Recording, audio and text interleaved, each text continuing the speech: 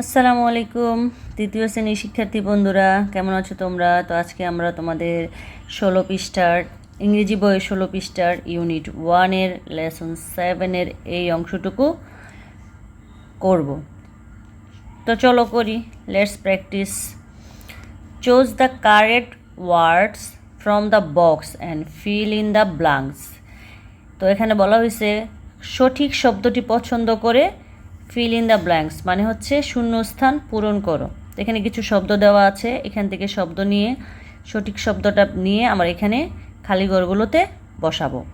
তো চলো করি। তো প্রথমে কী দেওয়া আছে? স্কুল মানে হচ্ছে বিদ্যালয়, ক্লাস শ্রেণী, ফ্যামিলি পরিবার, লিভস বাস করা।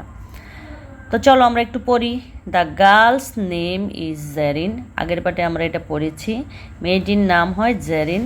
শি ইজ ইন কী হবে? স্কুল 3। এখানে হবে class. She is in class 3, কারণ আমরা জানি সে তৃতীয় শ্রেণীতে পড়ে। Her dash is Mohanpur government primary school. তাহলে এটা কি হবে? হার কি হবে? হার স্কুল, এখানে হবে her school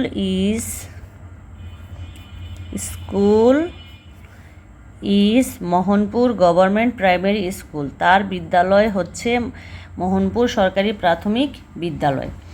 she dash in Mohanpur. She lives, সে মোহনপুরে বাস করে। হি লিভস ইন মোহনপুর, সে মোহনপুরে বাস করে। She lives with her family, সে তার পরিবারের সাথে মোহনপুরে বাস করে। ঠিক আছে, তো আমরা 2 নাম্বারটা একটু দেখি। Complete the table with your information. নিচের এই টেবিলটা তুমি তোমার নিজের তথ্য দিয়ে পূরণ করো। তো আমি এখানে একটা নাম লিখে দিচ্ছি, তোমরা তোমাদের নিজের নাম দিয়ে পূরণ করবে। তো আমি এখানে লিখে দিচ্ছি মাহি। আমার নাম মাহি। আমার বয়স 8 বছর, 8 ইয়ার্স। ঠিক আছে, ক্লাস 3। আর স্কুল নেমস, আমি আমার বিদ্যালয়ের নাম লিখে দিচ্ছি চ্যাঙ্গাইন, CHAN, চ্যাঙ্গাইন গভর্নমেন্ট